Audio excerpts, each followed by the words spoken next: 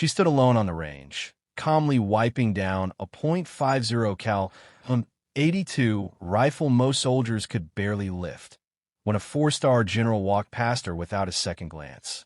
But the moment his eyes caught the small, worn pin on her chest, his boots stopped cold, his face drained of color, and the entire base felt the shift. Who was this woman? And why did that pin terrify a man who had commanded wars? Back-end index pointing right. Quick question before we dive in. From which part of the country are you watching right now? Drop in the comments. I love seeing how far this story travels United States.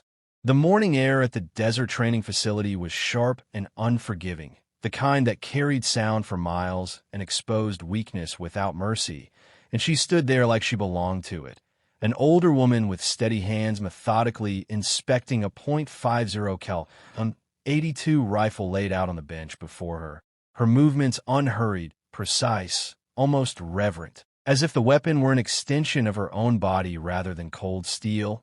And around her younger soldiers whispered assumptions under their breath, some amused, some dismissive, because no one expected someone with silver hair and calm eyes to be anywhere near a rifle designed to disable vehicles and dominate battlefields. When the general arrived, surrounded by aides and officers stiff with formality, the range snapped to attention in waves, boots striking gravel in perfect unison. But she didn't flinch or look up, not out of disrespect, but habit. The habit of someone who had learned long ago that awareness didn't require panic.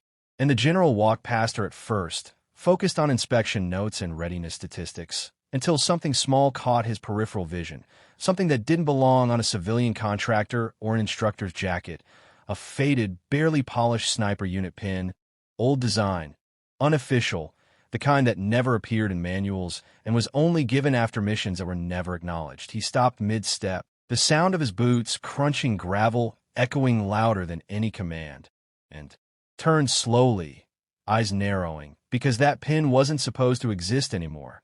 Not after the unit had been disbanded, following an operation so classified it had erased careers and saved thousands of lives in the same breath. And as he stared, memories hit him like recoil. After-action reports with redacted names, impossible shots taken at distances marked unconfirmed. Entire conflicts de-escalated because one unseen shooter had ended the problem before it could begin. The general approached her then, his voice controlled but strained as he asked where she got the pin, and only then did she look up, meeting his gaze with a calm that unsettled him more than any show of bravado, answering simply that she'd earned it, causing a ripple of quiet disbelief through the officers nearby, because earning that pin meant surviving missions most didn't even know existed. The general demanded proof, protocol, tightening his jaw, and she nodded once, sliding the rifle into position with practiced ease, adjusting the scope without checking charts or data, naming wind speed, elevation, and distance allowed before anyone had confirmed them, then taking a single breath and firing one shot that cracked the air like thunder, the round striking a steel target over a mile away dead center. Not by luck, but by mastery, and silence fell heavy as the dust. When the general asked where she'd trained, her answer cut deeper than any resume. She hadn't trained there. She'd trained others there, years ago. Before the base had a name, before most of the men standing around had enlisted, before the doctrine they followed even existed. The twist came when she revealed why she was there now. Not to teach, not to boast, but to quietly assess whether the next generation was ready, because threats didn't announce themselves anymore and legends weren't useful unless they could pass on what they knew. And the pin, she explained, wasn't a badge of honor, but a reminder of responsibility.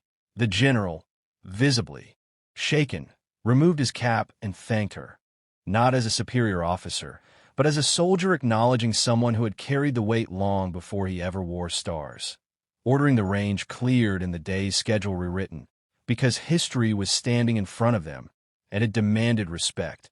As she packed up her rifle and walked away, whispers followed her, no longer mocking but awed. And the general watched her go, knowing one undeniable truth, that some of the most dangerous warriors in history don't look the part, don't seek recognition, and don't need permission to remind the world who they are.